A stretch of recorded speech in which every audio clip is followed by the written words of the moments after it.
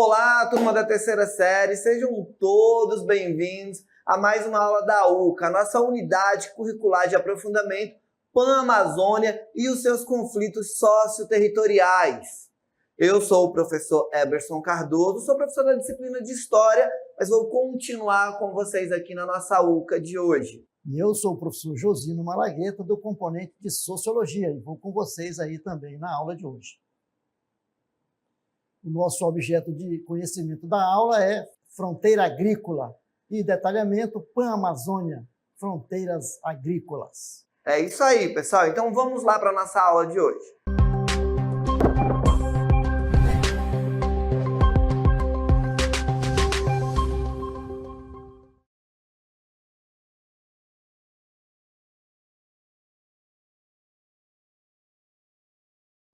Então vamos lá, turma. Hoje nós vamos falar, professor Josino, sobre fronteiras agrícolas, não é isso? Exatamente, mas o que é isso?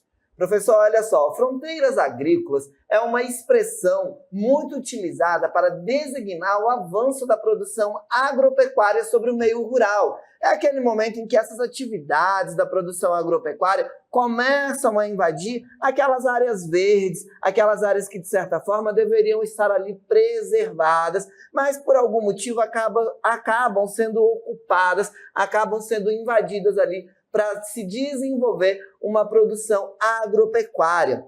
Então, professor, trata-se de uma região da qual as atividades capitalistas fazem frente com as grandes reservas florestais em áreas pouco povoadas, professor.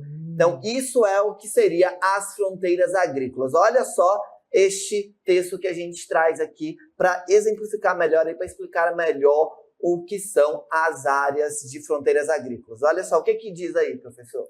As fronteiras agrícolas referem-se às áreas onde ocorre a expansão das atividades agrícolas, seja por meio do desmatamento de novas áreas ou da intensificação da produção em terras já utilizadas. Exatamente, professor. Olha só, a gente tem aqui, no nosso cenário, um exemplo ali do que seria essa fronteira agrícola, né? A gente pode observar aqui que de um lado, professor, nós temos aqui a mata e do outro lado a gente tem essa área aqui onde está sendo desenvolvida alguma atividade agrícola. E aí nós temos uma outra característica, professor, que essas fronteiras agrícolas, elas são áreas com baixa densidade populacional, ou seja, há ali uma baixa ocupação, onde as pessoas exploram esses recursos naturais, e especialmente, professor, na agricultura e na pecuária. Então quer dizer que a fronteira agrícola é a expansão, né, da área da agricultura ou da pecuária. Exatamente. E aí uma coisa interessante, professor, é que essa ocupação muitas das vezes é impulsionada por incentivos governamentais e investimentos privados. O que isso quer dizer? Essas áreas geralmente costumam ser ocupadas quando há ali o incentivo do governo que acaba criando políticas públicas para incentivar a ocupação e o desenvolvimento econômico dessa região. Muito bem, uma forma de o capitalismo, né, o capital avançar sobre as terras, sobre o território, né, que estão aí, que segundo eles é um terreno vazio populacional, né, e que precisa ser, então, desenvolvido, não é isso? Exatamente. Só que daí, professor, também é interessante a gente lembrar o seguinte, que essa expansão, esse crescimento dessas fronteiras agrícolas no Brasil, ela tem aí uma longa história, um longo trajeto que vem sendo trilhado desde o descobrimento do Brasil, onde essas fronteiras vão se expandindo, motivadas por determinados momentos da história, motivados principalmente por esses interesses capitalistas. Olha só, ao longo da história, as fronteiras agrícolas brasileiras acabaram se movendo, impulsionadas por diversos fatores. E é justamente esses que a gente vai ver aqui agora. Olha só, a gente tem aí a colonização, a reforma agrária, temos também os avanços tecnológicos e a demanda por alimentos. Esses são alguns dos motivos que levaram, professor, essa expansão das fronteiras agrícolas ao longo do tempo. Mas e como é que foi a colonização, professor? Como é que foi essa contribuição da colonização para essa expansão das fronteiras agrícolas? A ocupação do território nacional se deu, em grande parte, pela expansão da agropecuária impulsionada pela busca por terras férteis e recursos naturais. Então, o gado ia avançando aí, né, junto na colonização, ia levando, né, fazendo com que a fronteira se expandisse, não é isso? Cada vez mais. Exatamente. Depois de um tempo, né, professor, a gente vai ver aí que a reforma agrária também iria contribuir para essa expansão dessas fronteiras agrícolas. E o que seria essa reforma agrária, professor? Distribuição de terras para pequenos agricultores, né, também contribuiu para a expansão da fronteira agrícola, principalmente no período pós-1964, que é exatamente o período do regime autoritário, regime militar no Brasil. Exatamente. Então, a gente tem este período aí que são desenvolvidas políticas públicas de incentivo de ocupação, de migração, né? A gente vai ver assim, uma grande leva de imigrantes vindos da região sul, sudeste, principalmente para a região centro-oeste e norte, para ocupar essas regiões com baixa densidade, com baixa ocupação, para incentivar o desenvolvimento econômico e a produção de alimentos, enfim, né? Uma forma também, professor, de desafogar, uma palavra não bem essa, mas de amenizar o crescimento populacional nas áreas densamente povoadas, como, por exemplo, o sul e sudeste, né? E trazer essa população para a região fronteiriça, né? Então, aqui no caso, a Amazônia, não é isso? Exatamente. Então, eles vieram subindo aqui, né, para a nossa região. Exatamente. A gente ainda vai ver, professor, os avanços tecnológicos, né?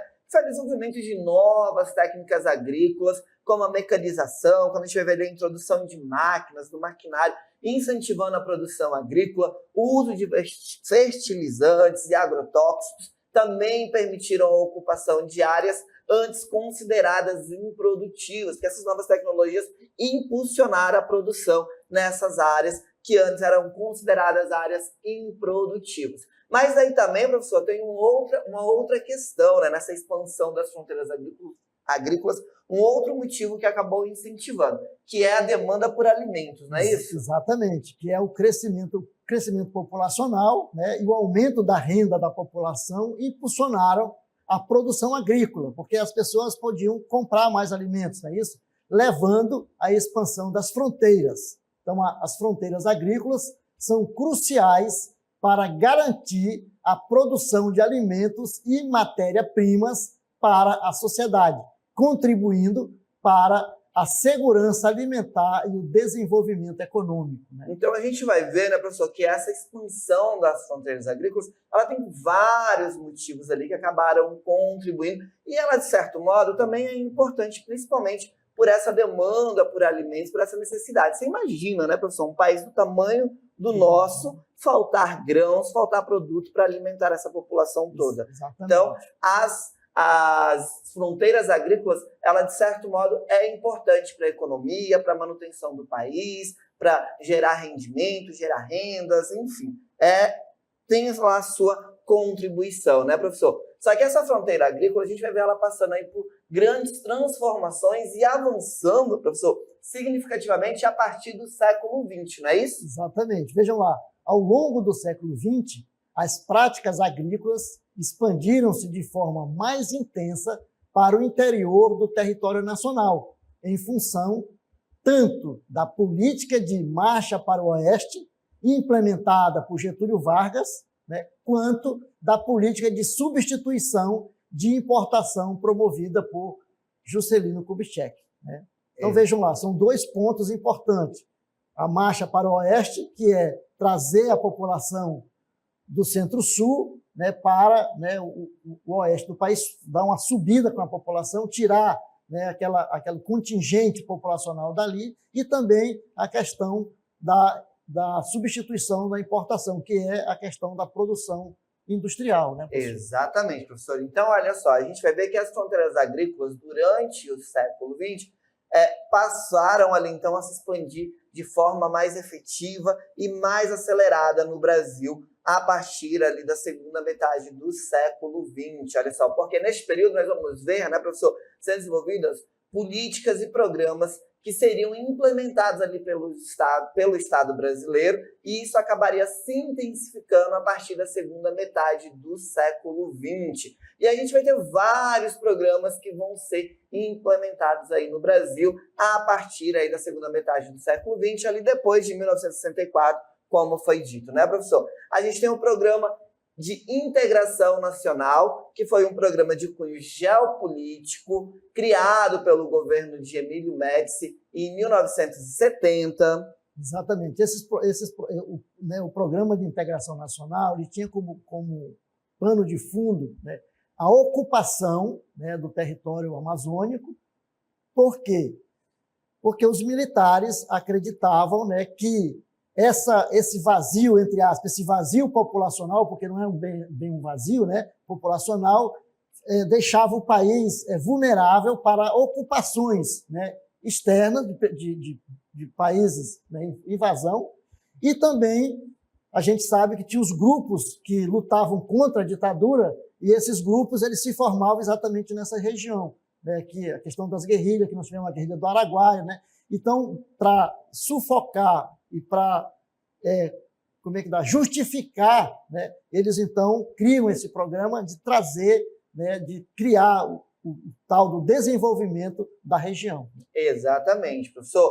Além do programa de integração nacional, turma, nós vamos ver também o programa de redistribuição de terras e estímulo à agroindústria do Norte e Nordeste. Isso também foi criado ali durante o governo de Emílio Médici em 1971, não é isso, professor? Exatamente, é o chamado Proterra, né, que é um outro programa que tinha essa mesma visão, né, esse mesmo objetivo, que era de ocupar a região, criar espaços de utilização do território nacional, no sentido de fazer com que esse território tivesse um aproveitamento econômico, né, tanto na questão agrícola, quanto na questão também da produção mineral.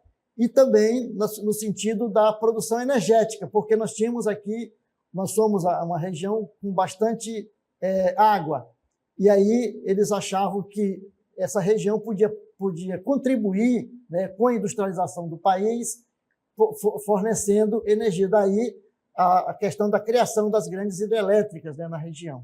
Exatamente. Além desses, turma, a gente ainda vai ter o Programa de Desenvolvimento dos Sertões, que era o Polo Centro, que foi um programa de desenvolvimento dos Cerrados. Isso foi desenvolvido durante o governo de Ernesto Geisel, em 1975, e também o Programa de Cooperação Nipo-Brasileiro, de Desenvolvimento do Cerrado, que era o Proceder, não é isso, professor? Exatamente. Que também foi desenvolvido durante o governo dos militares, em 1979. Exatamente. Então, a fronteira avançou para aí a questão na região do Cerrado, né? Que era uma região que se dizia que era improdutiva, porque eles achavam que aquela região ali não produzia, era um terreno pobre.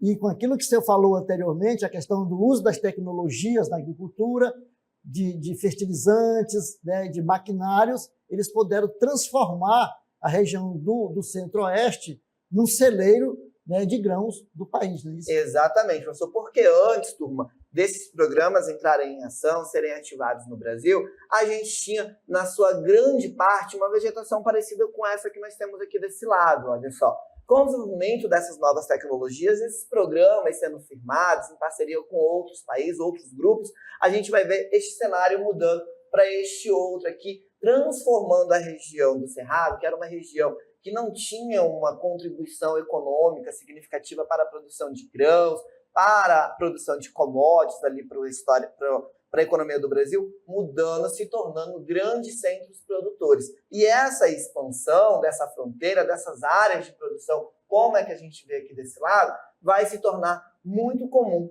tanto na região do Cerrado, ali na região central do Brasil, como também vai ter esta migração, né, professor, para a região norte do Brasil, expandindo aí essa fronteira que a gente consegue observar aqui nessa imagem. Só que essa expansão das fronteiras agrícolas no Brasil, ela vai ter uma contribuição, vai ter ali uma sua origem lá na história do Brasil, não é isso, professor? Exatamente. Então, vejam lá, a questão da expansão das fronteiras agrícolas no Brasil, ela vai se dar da seguinte maneira. Ó. A expansão das fronteiras agrícolas tem sido uma tendência histórica, impulsionada principalmente pela demanda crescente por commodities, né, que é exportação de produtos agrícolas no mercado internacional. Isso levou ao desmatamento de vastas áreas de floresta, especialmente na Amazônia e no Cerrado brasileiro, para dar lugar às plantações de soja, pastagem para a pecuária e outros cultivos, como o algodão, né, o milho, né, o soja e etc. Exatamente, professor. Aí uma coisa interessante que a gente precisa sinalizar para os alunos é o que são essas commodities agrícolas. Turma, commodities agrícola é um produto que, independente de onde ele seja produzido, ele vai ter a mesma característica. A soja, por exemplo, é uma commodity, porque a mesma soja que é produzida no Brasil é a mesma soja que é produzida nos Estados Unidos, que é a mesma soja que é produzida na China, que é a mesma soja produzida na Europa. Então, no mercado internacional, ela vai ter o mesmo preço, porque se trata do mesmo produto. Assim como o arroz, o feijão, o milho. Então, essas são commodities agrícolas, são aqueles produtos que têm a mesma características e que são produzidos em diferentes partes do mundo, mas quando entra no comércio internacional, quando elas são negociadas ali no comércio internacional, elas têm o mesmo valor, não importa onde seja produzido. O mesmo preço do arroz que é produzido no Brasil é o mesmo preço do arroz que é produzido nos Estados Unidos, na China, independente do lugar que ele vai ser produzido. Então, isso acabou gerando uma necessidade de expandir aí as fronteiras agrícolas para ampliar cada vez mais a produção destes produtos que são negociados no mercado internacional através das commodities, certo? E aí, professor, é importante a gente lembrar que a fronteira agrícola ela vai ter dois entendimentos, não é isso? Exatamente. Vamos ver quais são. Olha só, aqui aparecendo a gente tem o vazio econômico, aí do ladinho do senhor, Exatamente. E nós temos aqui do meu lado o espaços não plenamente estruturados. Qual é a diferença, professor Josino, dessas duas visões? Vamos explicar. Vazio econômico. Regiões bem dotadas de recursos naturais, como, por exemplo, solo, recursos minerais ou ainda recursos florestais, que ainda não foram integrados à economia nacional tradicional por fatores como localização, condições naturais e falta de infraestrutura e que está sendo subexplorada. Então, vejam lá, essa questão do vazio econômico. Nós temos aí uma região que é rica em florestas, pode ser utilizada com madeira. Nós temos aí solo, que podem ser utilizados para a agricultura. Temos um subsolo rico em matérias minerais, em recursos minerais, né, ouro, bauxita, casterita, né, e outros mais. E falta o quê? Falta infraestrutura. Aí entra o Estado, que vai construir as rodovias, as ferrovias, né, avançando nessa fronteira, isto é, expandindo a fronteira, chegando até essas localidades que são consideradas vazio econômico. Né? E aí essas localidades, essa visão, ela passa então a agora ser vista como espaços não plenamente estruturados, não é isso? Exatamente. E o que seria, professor, esse espaço não plenamente estruturado? Região que recebe uma grande soma de capital, possui atividades diversificadas com um ritmo acelerado de urbanização. Tem uma intensa participação do Estado, como eu já falei, na questão da infraestrutura, que aí o Estado vai criar rodovias, vai criar ferrovias, vai criar hidrelétrica para produzir energia, não é isso? Portanto, um espaço que tem grande potencial gerador de novas oportunidades, além de articulado com o capital e com o Estado. Então, entra aí, né, o Estado dando suporte para o capital avançar nesses territórios. Perfeito. Então, a gente tem aí essas duas formas, né? O espaço, o que tem o vazio econômico e o espaço não plenamente estruturado, certo, turma? Então, continuando aí a nossa aula sobre as fronteiras agrícolas, a gente vai falar sobre as formas de avanço, né? De que forma aí as fronteiras agrícolas vão avançando no Brasil. E a gente tem duas formas de avanço dessas fronteiras agrícolas que vão se estabelecendo aí pelo Brasil. A gente tem, professor, a frente pioneira, que ela tem a ver com a expansão espacial da economia em terras ainda pouco aproveitadas, centra-se, portanto, turma, na formação do território, observando os diversos processos sociais que movimentam a expansão, cujo destaque reside nas formas de trabalho, na relação do homem e natureza e nas alterações da paisagem como elementos marcantes da leitura do espaço humano em transformação. Essa seria a frente pioneira, mas a gente tem também uma outra forma, que é a frente de expansão. O que seria, professor, a frente de expansão? A frente de expansão, ela consolida-se com uma expressão dos conflitos que atingem as populações camponesas, como, por exemplo, também as indígenas, né, caboclas e ribeirinhas da ilha, isto é, da Amazônia.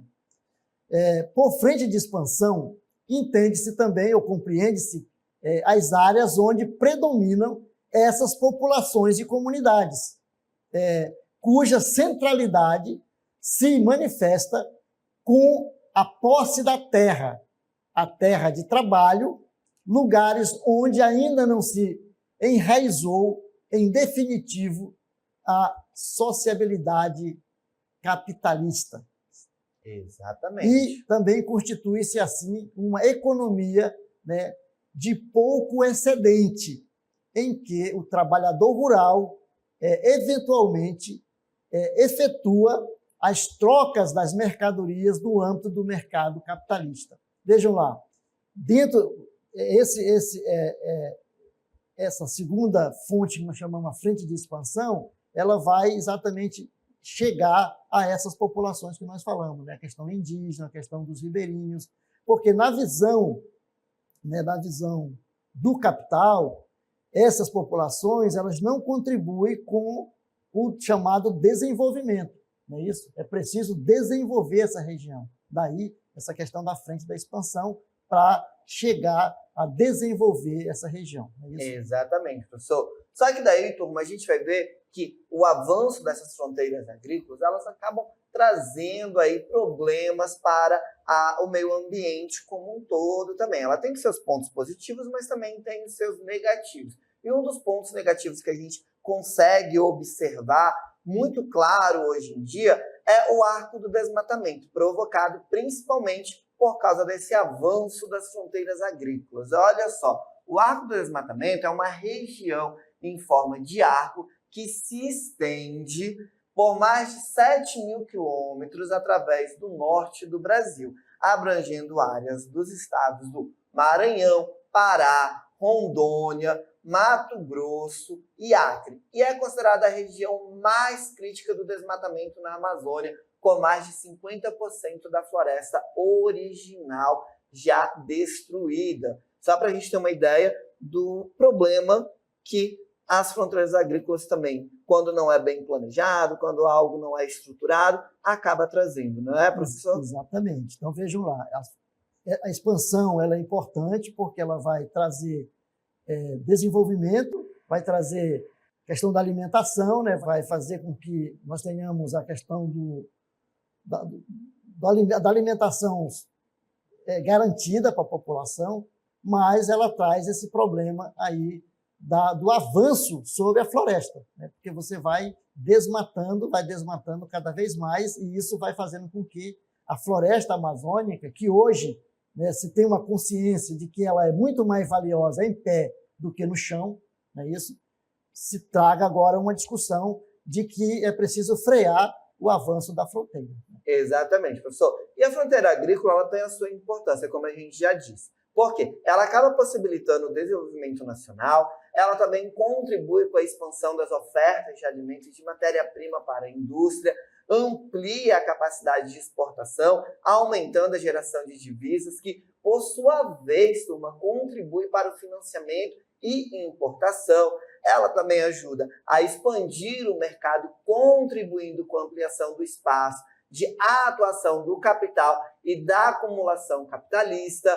Também acaba contribuindo com a dinamização do mercado consumidor, estabelecendo ali novas frentes de investimento no setor industrial. Ela também estimula a mobilidade de pessoas e de capitais, camponeses, trabalhadores rurais e até urbanos, juntamente com capitalistas, acabam se deslocando de regiões com superprodução para áreas de fronteiras, buscando a sobrevivência, a ascensão social ou a valorização de capitais. Não é isso, professor? Exatamente. Então, tem essa importância, né, de desenvolver, de trazer tudo isso, garantir a alimentação. Porém, como nós vimos, tem o problema do desmatamento, né, da questão da destruição do bioma, né, do bioma amazônico. Exatamente. E não para por aí só os problemas, né? Porque a gente tem essas fronteiras agrícolas sendo marcadas por diversos conflitos socioterritoriais, né? A gente tem um mapa aqui, galera, mostrando o número de conflitos que existem dentro da região norte do Brasil por causa desses interesses econômicos em relação a essa expansão das fronteiras agrícolas, desse desmatamento que acaba acontecendo dentro da região. Não é isso, professor? Exatamente. Então, nós temos conflitos aí que são constantes, né, na região, porque os interesses eles são divergentes. Os interesses de quem avança como na fronteira, que é o capital, né? As pessoas que vêm de outros locais, que estão aí saindo, por exemplo, que perderam suas terras por qualquer motivo e estão em busca de novas terras, mas essa região, que parece um vazio, ela não é vazia. Ela tem pessoas morando aqui, né, vivendo aqui, e isso vai afetar e vai gerar conflitos. Né? Exatamente, professor. Porque olha só, turma, a Amazônia Legal ela foi responsável por vários conflitos que vão surgir dentro da região, tá? Dentro da região da Amazônia. A Amazônia ela tem o seu espaço apropriado pelo capital desde o período colonial e permanece sendo a última fronteira da América Latina e estrategicamente arquitetada para atender aí os interesses do capital. E a reorganização da região para receber o capital não levou, professor, em consideração a população local, aqueles ribeirinhos, os povos tradicionais que estavam ali ao longo da história, ocupando a região que preserva ali a sua cultura, que preserva as suas tradições, os seus costumes. Então, não se levou em conta essa população local que estava ali ocupando essa região antes mesmo da invasão, né, desses territórios, e isso acaba contribuindo cada vez mais para o acirramento desses conflitos, tornando esses conflitos cada vez mais inevitáveis. Isso acabou causando conflitos na luta pela terra e defesa de territórios entre camponeses, indígenas, ribeirinhos, poceiros, quilombolas, pequenos fazendeiros, latifundiários e até mesmo com o Estado que acabou entrando aí nesses conflitos, não é? Exatamente. O Estado entra nesses conflitos quando ele, por exemplo, cria infraestrutura, cria uma hidrelétrica. E aí essa hidrelétrica ela vai inundar uma vastidão de terras e, às vezes, nessas terras tinha poceiros morando ali, tinha indígena morando ali. Né? Quando ele abre uma estrada, por exemplo, a nossa 174, né, que vai de Manaus a Boa Vista até Caracaraí, né, para ligar com a Venezuela, o que aconteceu? Tinha aí vários povos indígenas, como, por exemplo, os Vai-Maria Tuari, né, que foram aí muitos dizimados, né, nesse conflito. Então, o Estado entra no conflito quando acontecem esses problemas aí, né, da própria infraestrutura que ele está levando. Precisa ali mediar, né? E a gente vai ver também, professor, que isso vai causar impactos socioambientais através dessa expansão das fronteiras agrícolas. Olha só, a expansão das fronteiras agrícolas tem causado uma série de impactos socioambientais negativos, incluindo, como a gente já falou, o desmatamento, a perda da biodiversidade, conflitos de terra com comunidades tradicionais, povos indígenas, degradação do solo, contaminação de recursos hídricos e emissão de gases de efeito estufas. Então, esses são alguns dos impactos negativos que a gente tem aí também com a chegada das fronteiras agrícolas que vão sendo estabelecidas ao longo da história. Não é isso, professor? Exatamente. E a gente fica por aqui, né? Exatamente. Até uma próxima aula. A gente se encontra aí numa próxima aula, turma.